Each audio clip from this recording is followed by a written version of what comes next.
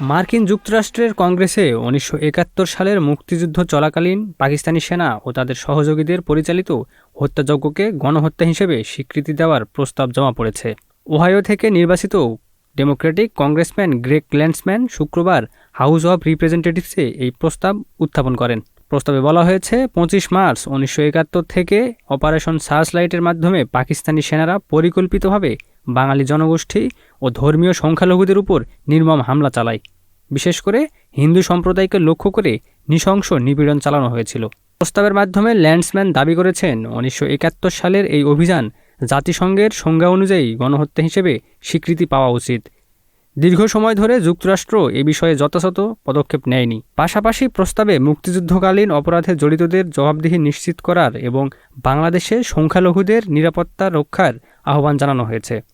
এর আগে ৯ ফেব্রুয়ারি ক্যাপিটাল হিলে বাংলাদেশের মানবাধিকার পরিস্থিতি ও ১৯৭১ সালের ঘটনাবলী নিয়ে একটি বিশেষ শুনানি অনুষ্ঠিত হয়েছিল।